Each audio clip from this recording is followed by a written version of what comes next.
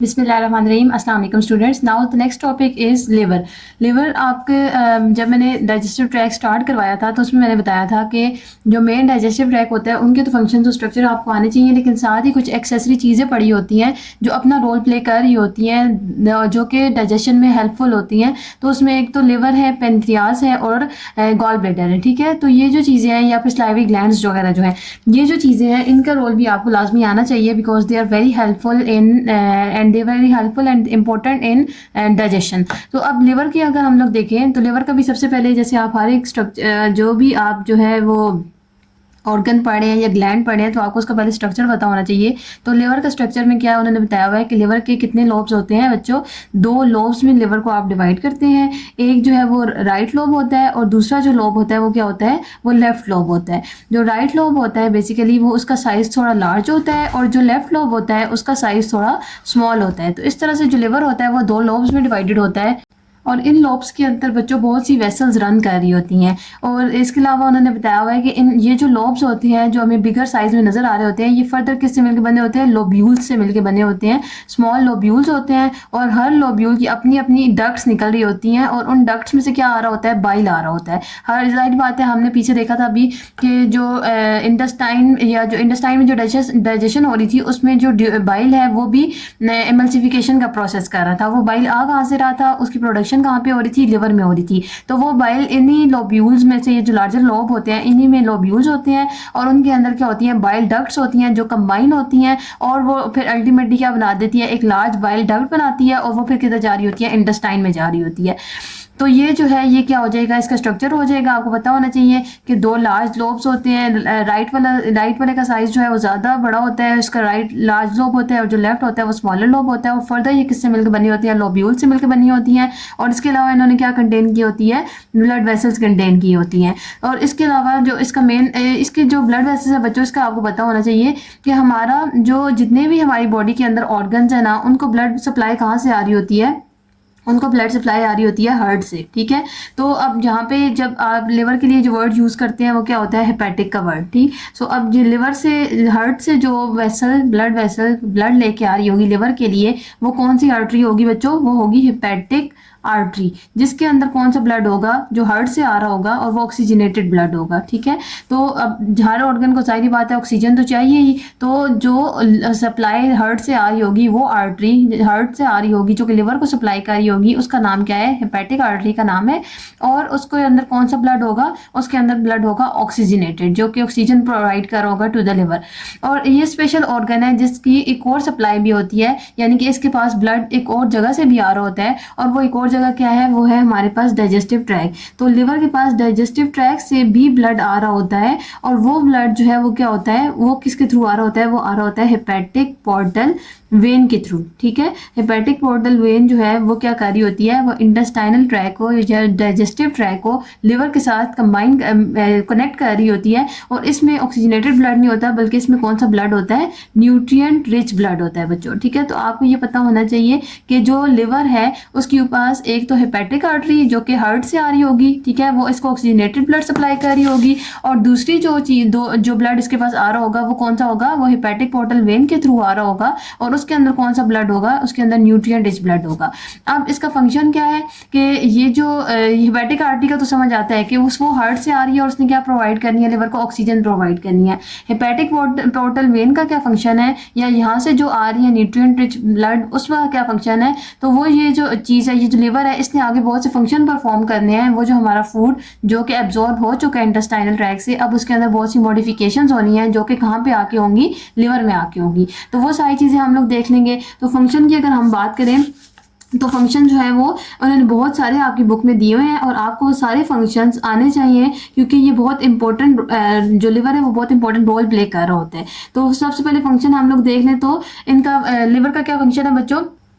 सबसे पहला फंक्शन तो बाइल की प्रोडक्शन है, जो कि हम पहले देख चुके हैं कि जो बाइल है वो कहाँ पे प्रोड्यूस हो रहा होता है, वो लिवर के अंदर प्रोड्यूस हो रहा होता है। तो ये तो फिंगर टिप्स पे आपको आना चाहिए। पहले भी इंटेस्टाइन की जब डाइजेस्टिव ट्रैक्ट पढ़ा था तब भी हम लोगों ने देख लिया था। और फिर बाइल क्या कर रहा होता है, वो जाके इमल्सिफिकेशन का प्रोसेस कर रहा होता है। इमल्सिफिकेशन इज बेसिकली अगर आपके पास एक लार्ज फैट मॉलिक्यूल पड़ा हुआ है तो उसको स्मॉलर फैट ड्रॉपलेट्स में कन्वर्ट करना, इसको कहते हैं इमल्सिफिकेशन। ठीक है, और ये इमल्सिफिकेशन का प्रोसेस कौन करा रहा होगा, ये बाइल करवा रहा होगा। जब ये इमल्सिफिकेशन हो जाती है तो फिर जो लाइपेज एंजाइम्स होते हैं वो इजीली इस फैट को और लिपिड्स को और डाइजेस्ट कर देते हैं into fatty acid and glycerol. तो जो डाइजेशन में हेल्पफुल होता है ब्रेकडाउन के लिए, वो इसका रोल ये होता है कि वो इजीली हेल्प आउट कैसे कर रही होती है, by the production of bile. दूसरा इसका क्या काम है कि लिवर से कुछ ऐसे प्रोटीन्स बन रहे होते हैं जो कि हमारी बॉडी के लिए बहुत ज़्यादा इंपॉर्टेंट है। तो ब्लड प्लाज्मा के अंदर जो प्रोटीन्स कुछ होते हैं जो कि किससे बन रहे होते हैं, लिवर से बन रहे होते हैं। और उसमें प्रोटीन कौन कौन से हैं बच्चों, एक एल्बुमिन है, उसके अलावा जो है वो ग्लोबुलिन है, और जो तीसरा प्रोटीन है जो कि हमारा लिवर बना रहा होता है वो क्या है, फिब्रिनोजिन। ये तीनों जो प्रोटीन्स होते हैं ये हमारी बॉडी में कहाँ से आ रहे होते हैं, लिवर से आ रहे होते हैं। तो ये दूसरा रोल हो गया। तीसरा जो रोल है इसका वो क्या है कि ये कोलेस्ट्रॉल बना रहा होता है, बाइल, प्रोटीन, कोलेस्ट्रॉल। तीन आपके पास चीज़ें बन चुकी हैं। और इसके अलावा स्पेशल प्रोटीन्स होते हैं जो कि हमारी बॉडी में बहुत ज़्यादा इंपॉर्टेंट रोल प्ले कर रहे होते हैं। तो बाइल की प्रोडक्शन हो रही है, प्रोटीन की प्रोडक्शन हो रही है, कोलेस्ट्रॉल की प्रोडक्शन हो रही है। चौथा फंक्शन अगर हम देखें तो चौथा फंक्शन ये है कि इंटेस्टाइनल ट्रैक से जितना भी फूड जा रहा था, कार्बोहाइड्रेट्स अगर एक्सेसिव जा रहे हैं बच्चों, हेपेटिक पोर्टल वेन के थ्रू अगर इंटेस्टाइनल ट्रैक से एक्सेसिव कार्बोहाइड्रेट्स जा रहे हैं, ग्लूकोज मॉलिक्यूल्स जा रहे हैं, तो एक्सेस ग्लूकोज, अब एक टाइम पे हम जब खाना खा रहे होते हैं तो सारी की अगले अगर हम खाना ना भी खाएं तो हमें एनर्जी प्रोवाइड हुई होती है। ठीक है, तो वो किस तरह से हुई होती है कि जो एक्सेस ग्लूकोज होता है, जो हमारी जो नॉर्मल ग्लूकोज है वो हम यूज कर लेंगे, जो एक्सेस ग्लूकोज होगा, एक्स्ट्रा ग्लूकोज होगा, उसको किस में कन्वर्ट कर देता है, लिवर, ग्लाइकोजन में। और ये ग्लाइकोजन क्या है, ये स्टोरेज फॉर्म है ग्लूकोज की। यानी जब ग्लूकोज यूज नहीं हो रहा तो हमारी बॉडी में किस फॉर्म में स्टोर होता है, ग्लाइकोजन की फॉर्म में स्टोर होता है। जब फिर बॉडी को एनर्जी की जरूरत होगी, यही ग्लाइकोजन ब्रेक डाउन होगा और ये किस में कन्वर्ट हो जाएगा, ग्लूकोज में कन्वर्ट हो जाएगा। तो ये जो कन्वर्जन है ग्लूकोज टू ग्लाइकोजन, ये भी कौन करवा रहा होता है, ये लिवर ही करवा रहा होता है। पांचवा अगर फंक्शन देखें तो पांचवें में क्या है कि ये हमारे बॉडी के अंदर जो अमाइनो एसिड के लेवल है उसको भी मेंटेन कर रहा होगा। अमाइनो एसिड यूजफुल होते हैं for the synthesis of proteins. तो अमाइनो एसिड की रेगुलेशन, उसके अलावा उन्होंने क्या बताया हुआ है कि हीमोग्लोबिन की प्रोसेसिंग, और उसके अलावा हीमोग्लोबिन जब ब्रेक डाउन होता है तो उसके आयरन की जो बैलेंसिंग है वो भी सारे की सारी कौन करा रहा होगा, लिवर ही करवा रहा होगा। तो हीमोग्लोबिन की प्रोसेसिंग भी कहाँ पे हो रही होती है, लिवर में ही हो रही होती है। सातवां फंक्शन इसका क्या है बच्चों कि ये जो है हमारे बॉडी के अंदर जो अमोनिया होता है, पॉइजनस अमोनिया, उसको किस में कन्वर्ट कर देता है, नॉन पॉइजनस फॉर्म में कन्वर्ट कर देता है, विच इज यूरिया। अगर हमारी बॉडी के अंदर एक्सेसिव अमोनिया प्रेजेंट होगा तो वो हमारी बॉडी के लिए बहुत डेंजरस है। एज कंपेरेटिव अगर यूरिया प्रेजेंट है तो वो इतना ज़्यादा डेंजरस नहीं है। और इसके अलावा यूरिया जो है वो हमारी बॉडी से एक्सक्रीट आउट हो जाता है bye the help of kidneys. तो इसलिए अगर अमोनिया बहुत ज़्यादा बॉडी के अंदर प्रेजेंट है तो वो क्या कराएगा, वो हमारी ब्रेन के ऊपर अफेक्ट करेगा और जो ब्रेन एबनॉर्मेलिटीज हैं वो सामने आने लग पड़ेंगी। लेकिन ये जो हमारी अगर फूड में ये अमोनिया ज़्यादा हो भी गया है तो हमारी हेपेटिक पोर्टल वेन उस एक्सेसिव अमोनिया को किसके पास लेके जाएगी, लिवर के पास लेके जाएगी, और वो इस टॉक्सिक अमोनिया को किस में कन्वर्ट कर देगा, नॉन टॉक्सिक यूरिया में कन्वर्ट कर देगा। ठीक है, तो यूरिया जो है वो इतनी हार्मफुल नहीं होता हमारी बॉडी के लिए, और वो हमारी बॉडी से किडनीज के थ्रू क्या हो जाता है, एक्सक्रीट आउट हो जाता है। आठवां इसका फंक्शन देखें तो वो भी इसके सिमिलर ही है कि अगर कोई टॉक्सिक ड्रग्स हमारी बॉडी के अंदर एक्यूमुलेट हो चुकी हैं या फिर कोई पॉइजनस सब्सटेंस एक्यूमुलेट हो चुका है तो वो उसको किस में कन्वर्ट कर देता है, नॉन टॉक्सिक फॉर्म में कन्वर्ट कर देता है। तो नॉन टॉक्सिक फॉर्म में जब वो कन्वर्ट करेगा तो अगर ये एक्यूमुलेट हो भी रहे हैं तो वो इतने डेंजरस नहीं होंगे एज कम्पेयर टू अगर एक टॉक्सिक चीज़ हमारी बॉडी के अंदर एक्यूमुलेट हो रही है। तो ये सारी चीजें हो गई हैं। उसके बाद 9th नंबर पे जो फंक्शन उन्होंने दिया हुआ है वो ये है कि वो ब्लड क्लोटिंग में भी हेल्पफुल होता है। लिवर के अंदर कुछ ऐसे फैक्टर्स प्रोड्यूस हो रहे होते हैं जो कि क्या करा रहे होते हैं, हमारे ब्लड को क्लॉट करने का मतलब बच्चों खून जमना। तो जो अगर तो लिवर अगर सही से काम नहीं कर रहा तो जो क्लॉटिंग का टाइम है वो भी क्या हो जाएगा, वो ज़्यादा देता है। तो अगर कोई माइनर सा भी कट लगता है तो उससे ब्लीडिंग बहुत ज़्यादा होने लग पड़ती है। तो ये भी इंपॉर्टेंट रोल है किसका, लिवर का। उसके अलावा 10वां फंक्शन जो उन्होंने बताया हुआ है वो क्या है कि हमें में इम्यून सिस्टम हमारा बेहतर बना रही होती है, इम्यून फैक्टर्स बना रहे होते हैं, कुछ जो इम्यून फैक्टर्स जो है वो हमारी बॉडी के अंदर बन रहे होते हैं, किसके through, bye the help of liver, जो कि हमारी बॉडी के लिए बहुत इंपॉर्टेंट होते हैं और हमारी इम्यूनिटी को वो क्या कर रहे होते हैं, स्ट्रॉन्ग कर रहे होते हैं। और जो 11वां फंक्शन उन्होंने दिया हुआ है वो ये है कि बिलिरुबिन को एक्सक्रीट आउट करना भी किसका काम है, लिवर का ही काम है।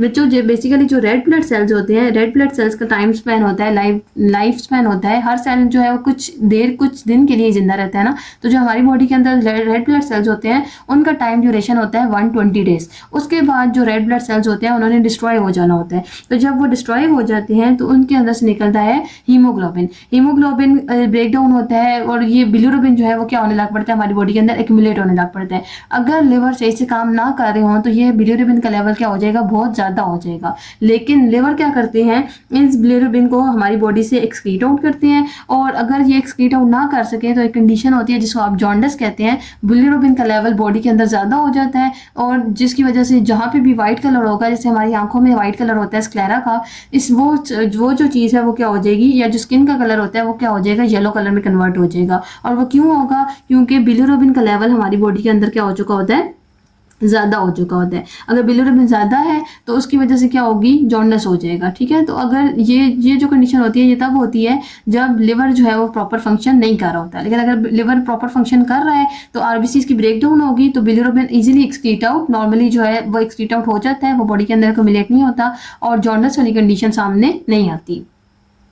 अब बच्चों हमने कहा है कि जो लिवर है वो अमोनिया को भी यूरिया में कन्वर्ट कर रहा है, या फिर जो टॉक्सिक ड्रग्स हैं उनको नॉन पॉइजनस फॉर्म में कन्वर्ट कर रहा है। तो जब वो उसको कन्वर्ट कर देगा, जो प्रोडक्ट होगा वो किधर जाएगा। तो बेसिकली अब जो लिवर है ना वो इन नॉन टॉक्सिक चीज़ों को दो जगह पे फेंक सकता है। एक तो वो इंटेस्टाइन में भेज सकता है ये चीज़ें, क्योंकि अगर इंटेस्टाइन से चीज़ें आ रही हैं तो बाइल के थ्रू इंटेस्टाइन में चीज़ें जा भी रही हैं। ठीक है, तो बाइल के साथ या तो वो वेस्ट प्रोडक्ट चले जाते हैं इंटेस्टाइन में, या फिर वो किधर चले जाते हैं, ब्लड में। तो जैसे यूरिया की बात करें तो यूरिया किधर चला जाता है, ब्लड में चला जाता है। अब ब्लड में जाके उसने क्या करना है कि ब्लड जाएगा किडनीज के पास, और किडनीज क्या करेंगी, किडनीज बनाएंगी जी यूरिन। तो जैसे ही यूरिन बनेगा, यूरिन के साथ ही जो वेस्ट प्रोडक्ट होगा वो भी क्या हो जाएगा, एलिमिनेट हो जाएगा। तो एक तो मेथड ये है कि क्योंकि ये जो प्रोडक्ट्स हैं, ये वेस्ट प्रोडक्ट्स हैं, ये नॉन पॉइजनस बेशक हो चुके हैं, लेकिन हमने इनको बॉडी के अंदर एक्युमुलेट करके नहीं रखना, इन्हें हमने बॉडी से आउट ही करना है। तो वो आउट करने का एक तरीका क्या है कि या तो आप यूरिन में आउट कर दें, या फिर लिवर जो है वो इंटेस्टाइन में भेजना है विद बाइल। ठीक है ना, बाइल के साथ ही इंटेस्टाइन में ये वेस्ट प्रोडक्ट्स जाते हैं। बाइल तो यूज हो जाता है, उसका तो अपना काम है, लेकिन जो वेस्ट प्रोडक्ट होते हैं ये फीसेस में जाके बॉडी से क्या हो जाते हैं, आउट हो जाते हैं। तो दोनों तरीकों से जो वेस्ट प्रोडक्ट है वो नॉन पॉइजनस फॉर्म में, नॉन टॉक्सिक फॉर्म में बॉडी से एलिमिनेट आउट हो जाता है, या तो किडनीज के थ्रू या फिर इंटेस्टाइन के थ्रू। उसके बाद जो नेक्स्ट टॉपिक है बच्चों वो है बाइल के बारे में। बाइल के बारे में आपको पता होना चाहिए कि वो किस चीज़ से मिलकर बना हुआ है, और इसके अलावा वो कहाँ से प्रोड्यूस हो रहा है, कहाँ पे स्टोर हो रहा है, और उसका फंक्शन क्या है। ये सारी चीज़ें आपको इस टॉपिक में गिवन है और आपको पता होनी चाहिए। तो बाइल की प्रोडक्शन कहाँ पे हो रही होती है, ये हम बात कर चुके हैं पहले भी, कि जो बाइल है वो कहाँ पे प्रोड्यूस हो रहा होता है, उसकी प्रोडक्शन हो रही होती है बच्चों लिवर में। ठीक है, लिवर में प्रोड्यूस हो रही होती है, और ये आके जो है जैसे ही लिवर में प्रोड्यूस होता है, लेकिन इसका एक्शन कहाँ पे है, इंटेस्टाइन में एक्शन है। यानी कि लिवर में इसका कोई रोल नहीं है, लिवर में सिर्फ और सिर्फ ये क्या होगी, प्रोड्यूस होगी। लेकिन ये स्टोर जहाँ पे कहाँ पे हो रही होती है, लिवर में, गॉल ब्लैडर में।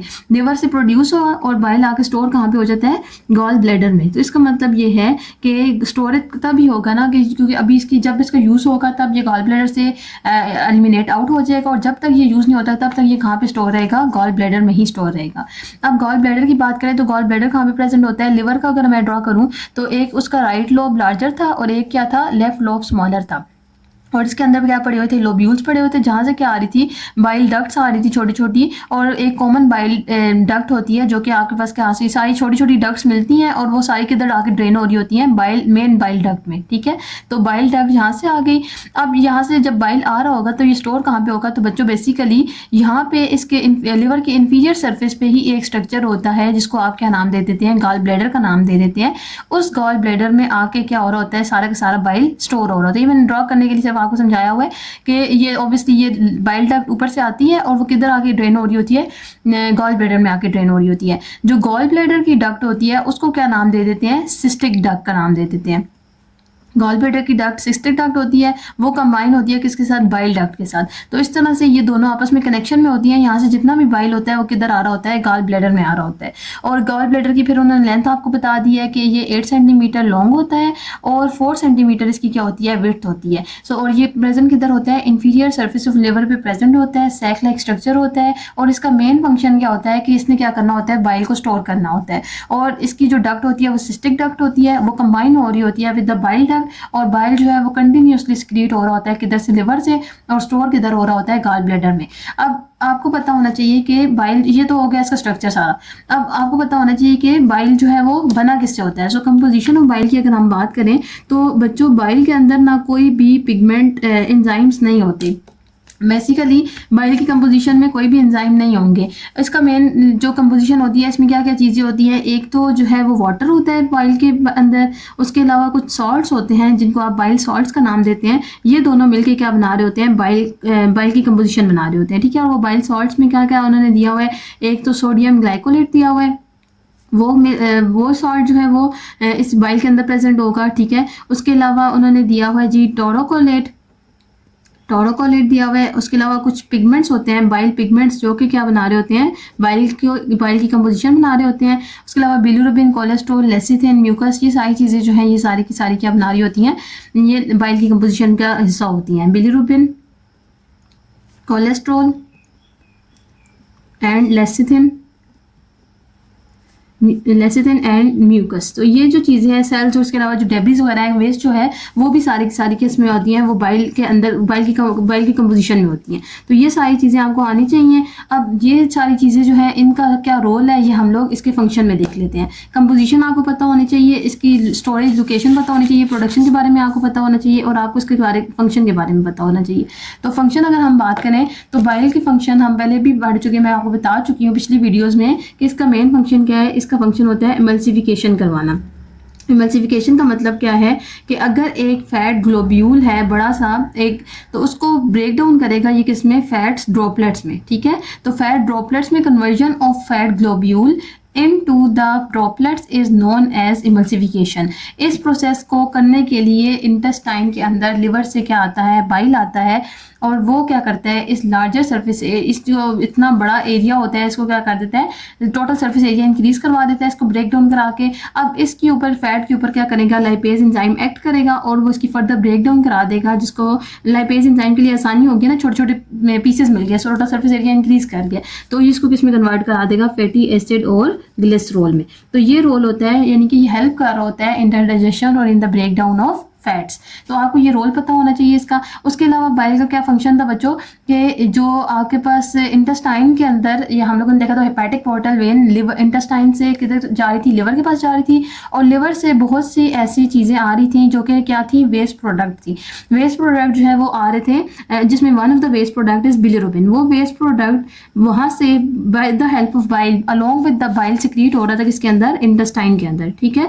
अब उसका क्या रोल है कि ये जो बिलिरुबिन है, जो एक्सेसिव बिलिरुबिन है, जो कि हीमोग्लोबिन की ब्रेकडाउन से आया है, मैंने आपको बताया था पिछली वीडियो में कि जो आरबीसीज है उसकी ब्रेकडाउन होती है 120 डेज के बाद, हर सेल जो है आरबीसी का वो डिस्ट्रॉय हो जाता है, और उससे क्या रिलीज होता है, हीमोग्लोबिन, और उसके बाद फिर हीमोग्लोबिन से क्या बनता है, बिलिरुबिन। अब ये बिलिरुबिन क्या है, हमारी बॉडी के अंदर एक्स्ट्रा है। अब ये जब एक्स्ट्रा है तो ये हमारी बॉडी से एक्सक्रीट आउट होना चाहिए। तो इसको एक्सक्रीट आउट करने के लिए ये किधर जाएगा, हेपेटिक पोर्टल वेन के थ्रू इसको बिलिरुबिन लिवर में आएगा। लिवर जो है वो इस बिलिरुबिन को लेके जाएगा, इंटेस्टाइन में भेजेगा bye the help along with the bile, bye the help of bile duct, ठीक है, जो कि ड्यूडेनम में इंटेस्टाइनल ट्रैक्ट में ओपन हो रही होती है। अब जैसे ही ये बिलिरुबिन इंटेस्टाइन में आएगा तो इसके ऊपर एक्ट करेंगे बैक्टीरियाज, ठीक है, बैक्टीरिया इसके ऊपर एक्ट करेंगे और वो उसको क्या कर देंगे, ब्रेक डाउन कर देंगे, या फिर इसको कन्वर्ट कर देंगे इनटू अ स्मॉलर पीसेस, ठीक है ना। तो अब जब ये स्मॉलर पीसेस में कन्वर्ट होगा, इस बिलिरुबिन को एक पिगमेंट में कन्वर्ट कर देंगे। Pigment is basically coloured body. Bacteria act किया बिलिरुबिन के ऊपर और बिलिरुबिन को उसने किस में कन्वर्ट कर दिया है, पिगमेंट में, ठीक है। तो जब पिगमेंट हमेशा क्या होती है, कलर्ड बॉडी होती है, तो जहाँ पे भी ये पिगमेंट प्रेजेंट होगा उसका क्या हो जाएगा, कलर आ जाएगा। अब इंटेस्टाइन से आपके पास क्या चीज़ एलिमिनेट आउट होनी है, फीसेस एलिमिनेट आउट होना है, स्टूल एलिमिनेट आउट होना है, तो उसका कलर ब्राउन क्यों होगा, क्योंकि उसके अंदर क्या पड़ा होगा, बिलीरुबिन प्रेजेंट होगा।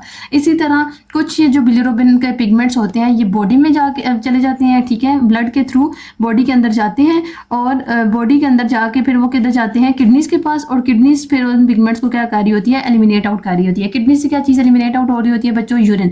तो यूरिन का भी colour yellowish colour of urine होता है, वो भी किस वजह से होता है, इस पिगमेंट की ही वजह से होता है। वैसे आपके पास इनका कोई भी कलर नहीं होगा। तो अगर फीसिस का कलर है ब्राउन या फिर यूरिन का कलर है येलो, तो वो दोनों इस वजह से है क्योंकि वहाँ पे क्या होता है, बिलीरुबिन का ब्रेकडाउन प्रोडक्ट प्रेजेंट होता है।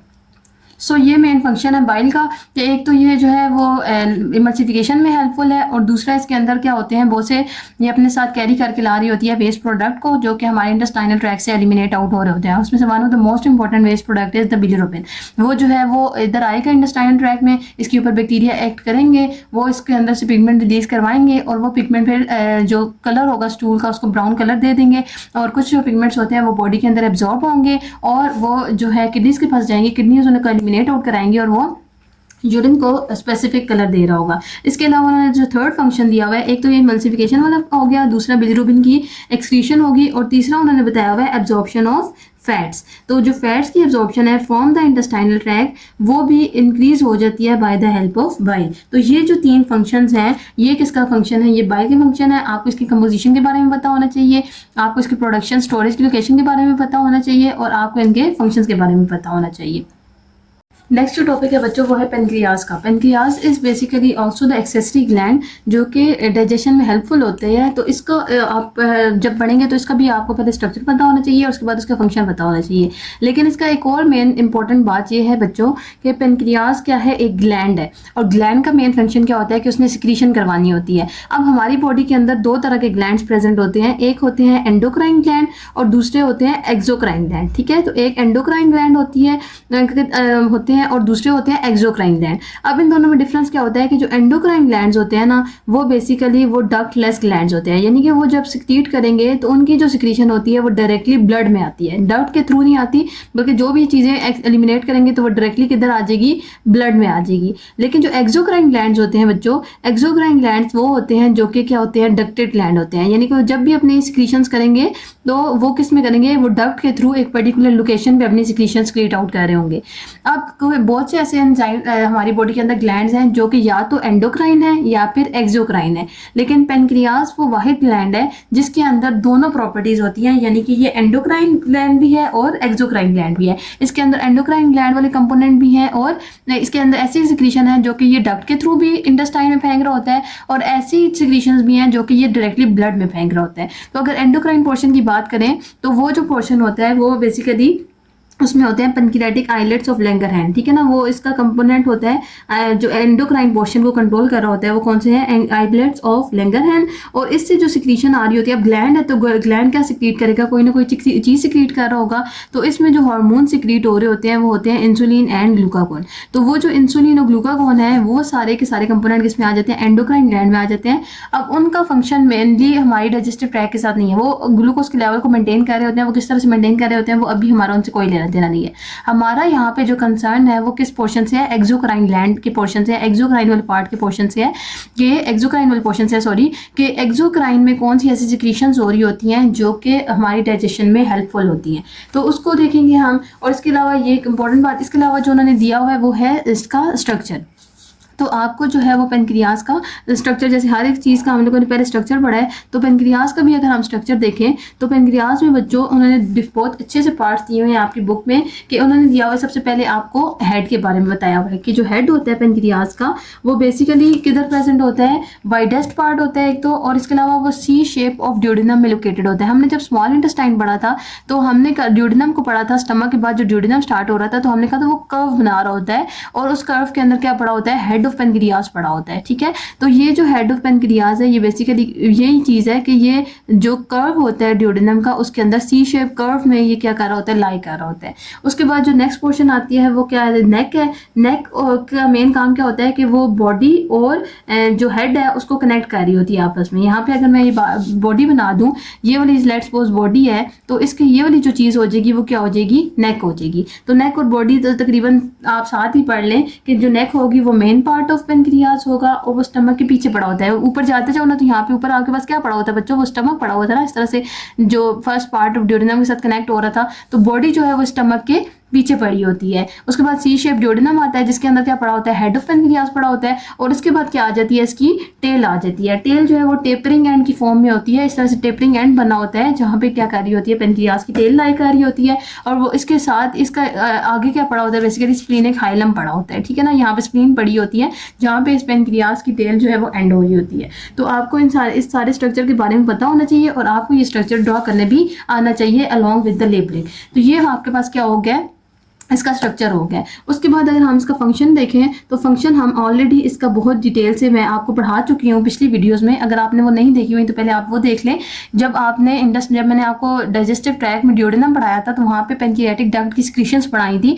तो दोबारा से हम लोग एक दफ़ा रिकॉल कर लेते हैं कि इसकी जो एंडोक्राइन सिक्रीशन की अभी हम बात नहीं कर रहे, अभी हम कौन सी सिक्रीशन की बात कर रहे हैं, एक्सोक्राइन सिक्रीशन की बात कर रहे हैं। तो एक्सोक्राइन सिक्रीशन जो है उसको आप क्या नाम दे देते हैं, बेसिकली पेनक्रियाटिक जूस का नाम दे देते हैं। जैसे गैस्ट्रिक स्टमक की जो सिक्रीशन थी उनको आपने क्या नाम दिया था, गैस्ट्रिक जूस का नाम दिया था। इसी तरह जो पेनक्रियाज की सिक्रीशन होंगी एक्सोक्राइन, उनको आप क्या नाम दे देंगे, पेनक्रियाटिक जूस का नाम दे देंगे, जो कि किधर आ रही होती हैं, इंटेस्टाइन के अंदर आ रही होती हैं। अब ये जो पेनक्रियाटिक जूस है बच्चों, इसके दो कंपोनेंट्स होते हैं, एक तो एक्वस कंपोनेंट होगा, ठीक है, और दूसरा जो है वो एंजाइमेटिक कंपोनेंट होगा। एंजाइम का कंपोनेंट होगा जिसका अंदर क्या प्रेजेंट होंगे, एंजाइम प्रेजेंट होंगे। जो एक्वस कंपोनेंट है उसमें क्या चीज़ होती है, उसमें प्रेजेंट होते हैं बच्चों बाइकार्बोनेट्स, ठीक है ना, बाइकार्ब्स प्रेजेंट होते हैं। और उन बाइकार्ब्स का क्या फंक्शन होता है कि यहाँ पे स्टमक में हम लोगों ने देखा था कि स्टमक की पीएच क्या थी, बहुत ज़्यादा लो थी, 2 to 3% थी, जो इनकी एसिडिक पीएच थी। अब एसिडिक पीएच वाला फूड जब इधर आएगा तो वहाँ पे हमने देखा था कार्बोहाइड्रेट की डाइजेशन भी नहीं हो रही थी। तो जब एसिडिक फूड आगे आएगा और वहाँ पे जब एंजाइम इनएक्टिव थे, तो यहाँ पे अब हमने इस एसिडिक पीएच को क्या करना है, कम करना है। इस एसिडिक पीएच को किस में कन्वर्ट करना है, अल्कलाइन पीएच में कन्वर्ट करना है। और वो अल्कलाइन पीएच में कैसे कन्वर्ट होगी, यहाँ से पेनक्रियाज अपनी सिक्रीशंस फेंकेंगे, यहाँ से अपना एक्वस कंपोनेंट वाला बाइकार्ब फेंकेंगे। तो ये जो पीएच है ये थोड़ी बहुत न्यूट्रलाइज हो जाएगी, अल्कलाइन मीडियम में कन्वर्ट हो जाएगी। तो इसका ये फंक्शन है कि इसने क्या करनी है, पीएच को बेसिक कर देना है, ठीक है। तो इसकी वजह से बहुत से एंजाइम जो है वो यहाँ पे वर्क कर सकते हैं। वो एंजाइम जो कि स्टमक में काम नहीं कर सके, अब वो फर्दर डाइजेशन कहाँ पे करेंगे, वो एंजाइम यहाँ पे ड्यूडेनम में एक्टिव हो जाएंगे या इंटेस्टाइन में एक्टिव हो जाएंगे और वो फर्दर डाइजेशन करेंगे। दूसरा जो कंपोनेंट था वो क्या था, एंजाइमेटिक कंपोनेंट। तो एंजाइमेटिक कंपोनेंट में जो एंजाइम सिक्रीट हो रहे होते हैं बच्चों, वो कौन कौन से होते हैं, एक तो ट्रिप्सिन होता है, ठीक है, ट्रिप्सिन है, और इसके अलावा कीमोट्रिप्सिन है। ये जो कीमोट्रिप्सिन और जो ट्रिप्सिन है ये बेसिकली अपने इनएक्टिव फॉर्म में स्क्रीट आउट हो रहे होते हैं। इनएक्टिव फॉर्म में क्यों स्क्रीट आउट हो रहे होते हैं बच्चों, क्योंकि अगर ये एक्टिव फॉर्म में स्क्रीट आउट हो तो ये जिस जगह से गुजरेंगे ये उसी को डाइजेस्ट कर देंगे। ये इतने स्ट्रॉन्ग है कि जिस जगह से गुजरेंगे ये उसी को उसी को डाइजेस्ट कर देंगे। तो बेसिकली जो स्ट्रक्चर होगा वो डैमेज हो जाएगा। तो इसलिए इनको इनएक्टिव फॉर्म में स्क्रीट आउट किया जाता है। और जो एक्टिव तब होंगे जब वॉल के अंदर या जो ल्यूमिन होगा उसके अंदर फूड होगा। तो इसके अलावा जो ट्रिप्सिन है, कीमोट्रिप्सिन है, पेनक्रियाटिक अमाइलेज एंजाइम है, पेनक्रियाटिक लाइपेज है, ये सारे जो हैं ये क्या कर रहे होते हैं। और इसके अलावा जो कार्बोक्सी पेप्टाइडेज है, ठीक है ना, पेप्टाइडेज है जो कि प्रोटीन की डाइजेशन कर रहा होगा, अमाइलेज है जो कि क्या कर रहा होगा, कार्बोहाइड्रेट की डाइजेशन, लाइपेज है लिपिड की डाइजेशन, कार्बोक्सी पेप्टाइडेज है जो कि प्रोटीन की डाइजेशन कर रहा होगा, और न्यूक्लियसेस हैं, ठीक है, जो कि न्यूक्लिक एसिड की डाइजेशन कर रहे होंगे। ये सारे एंजाइम जो है ये क्या कर रहे होते हैं, हर एक चीज़ को अपने अपने रिस्पेक्टिव। ट्रिप्सिन जो है वो एक्टिव होता है ट्रिप्सिनोजेन में, कीमोट्रिप्सिन एक्टिव होता है कीमोट्रिप्सिनोजेन में। कैसे एक्टिव होते हैं, ट्रिप्सिन को कौन एक्टिवेट कर रहा होता है, इंटेरोकाइनेज, ठीक है। यहाँ पे ट्रिप्सिन के ऊपर एक्टिवेट होगा, ट्रिप्सिनोजेन जो है वो ट्रिप्सिनोजेन जो है वो इनएक्टिव फॉर्म में प्रोड्यूस हो रहा होता है और उसको एक्टिवेट कराता है कौन, इंटेरोकाइनेज के ऊपर एक्ट करता है और वो इसको किस में कन्वर्ट कर देता है, ट्रिप्सिन में। सो ये जो है इनएक्टिव फॉर्म थी ट्रिप्सिनोजन, इसके ऊपर एंटेरोकाइनेज एक्ट करेगा और ये इसको किस में कन्वर्ट कर देगा, एक्टिव फॉर्म में, विच इज ट्रिप्सिन। अब ये ट्रिप्सिन फर्दर इस ट्रिप्सिनोजन को एक्टिवेट करा रहा होगा, ये ट्रिप्सिन इस कीमोट्रिप्सिनोजन को भी एक्टिवेट करा रहा होगा और इस तरह से ये जो चीज़ें हैं ये आपके पास क्या हो जाएंगी, ये कीमोट्रिप्सिन ये एक एक्टिव फॉर्म है, ठीक है ना, इसको ये इनएक्टिव फॉर्म होगी वो क्या होगी, कीमोट्रिप्सिनोजन। कीमोट्रिप्सिनोजन भी जब एक्टिव फॉर्म में कन्वर्ट होगा तो वो कीमोट्रिप्सिन में कन्वर्ट हो जाएगा। तो ये जो चीज़ें हैं ये एक्टिव होती हैं और ये क्या करती हैं फिर जाके फर्दर ब्रेक डाउन करती हैं किसकी, प्रोटीन की। सो अमाइलेज है तो अमाइलेज किसको ब्रेक डाउन कर रहा होगा, कार्बोहाइड्रेट्स को, कार्ब्स को। लाइपेज है तो वो किसको डाइजेस्ट कर रहा होगा, लिपिड्स को। पेप्टाइडेज हैं तो वो किसको डाइजेस्ट कर रहे होंगे, प्रोटीन्स को, ठीक है ना, पेप्टाइड बॉन्ड को। और न्यूक्लियसेस हैं तो वो किसको डाइजेस्ट कर रहे होंगे, राइबोन्यूक्लिक एसिड को, डीएनए या फिर आरएनए को, ठीक है। तो ये जो चीज़ें हैं ये सारे के सारे एंजाइम्स कहाँ से आ रहे हैं, ये पेनक्रियास से आ रहे हैं और इनका मेन फंक्शन क्या है, they help out in the digestion of food.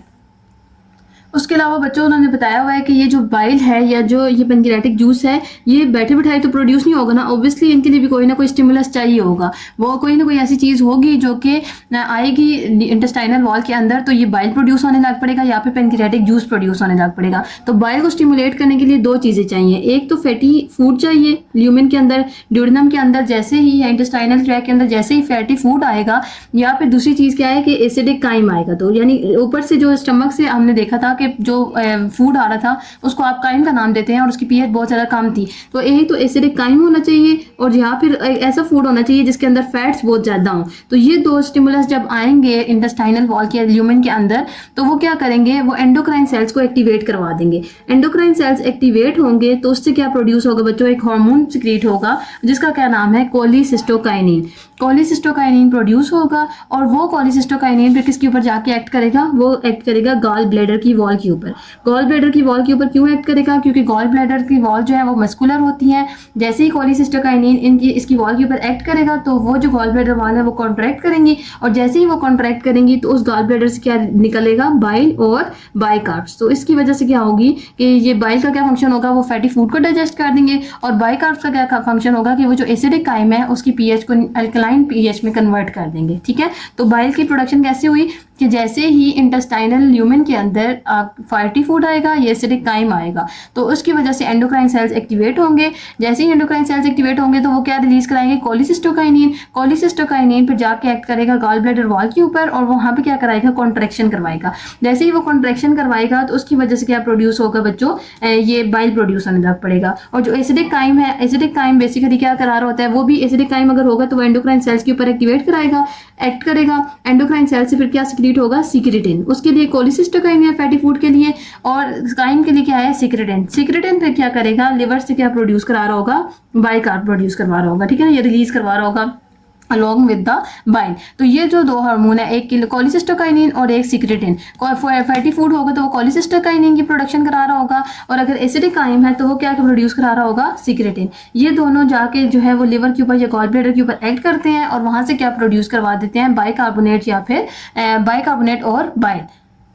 इसी तरह अगर हम पेनक्रियाटिक जूस की सिक्रीशन के बारे में देखें तो वो भी कब सिक्रीट होगा, जब आपके पास कोलिसिस्टोकाइनिन और सिक्रेटिन रिलीज होगा। तो सिक्रेटिन और कोलिसिस्टोकाइनिन जब प्रोड्यूस हो रहे होंगे जब क्या होगा बच्चों, बॉडी के अंदर ये फैटी फूड्स आएंगे या फिर एसिडिक काइम आएगा। तो ये दोनों जब आएंगे तो कोलिसिस्टोकाइनिन प्रोड्यूस होगा या सिक्रेटिन प्रोड्यूस होगा। वो फिर क्या करेंगे, एसिनार सेल्स ऑफ पेनक्रियास के ऊपर एक्ट करेंगे और वहां से क्या करा देंगे, एंजाइमेटिक सिक्रीशन भी कराएंगे, जो ऊपर हम लोगों ने देखा था। एक तो एंजाइमेटिक सिक्रीशन थी ना और दूसरी उसकी कौन सी थी, एक्वस सिक्रीशन। तो ये दोनों सिक्रीशन होंगी और जो बाकी जितनी भी डाइजेशन है वो कंप्लीट आउट हो जाएगी। तो दोनों के केसेस में आपने यही याद रखना है कि जो ल्यूमेन होगा वहाँ पे फैटी फूड आएगा, ये एसिडिक काइम आएगा, तो उसके अकॉर्डिंग कोलिसिस्टोकाइनिन और secretin endocrine cell of intestine से रिलीज होंगे और वो क्या प्रोड्यूस करें, वो जाके एक्ट करेंगे लिवर के ऊपर या गॉल ब्लैडर के ऊपर in case of production of bile. और अगर पेनक्रियाटिक जूस सिक्रीट करना है तो वो जाके पेनक्रियास के ऊपर एक्ट करेंगे, एसिनर सेल के ऊपर, और वहाँ से क्या रिलीज करा देंगे, पेनक्रियाटिक जूस रिलीज करा देंगे। फिर पेनक्रियाटिक जूस में बहुत से एंजाइमेटिक कंपोनेंट भी होता है और एक्वस कंपोनेंट भी होता है और वो मिलके क्या करा रहे होते हैं, फूड की डाइजेशन करा रहे होते हैं। तो यहाँ पे बच्चों आपका चैप्टर कंप्लीट हो जाता है। अगर आपको कोई भी क्यूरी है तो आप मुझसे कमेंट सेक्शन में पूछ सकते हैं और मुझे सजेस्ट भी करें कि नेक्स्ट में कौन से चैप्टर की वीडियो बनाऊं जो कि आप चाहते हैं। या तो मैं चैप्टर 2 की वीडियोस बना लेती हूँ या फिर आप जो भी चैप्टर कहते हैं मुझे, मैं आपको वो चैप्टर पहले बढ़ा देती हूँ। Thank you so much. Allah हाफिज़।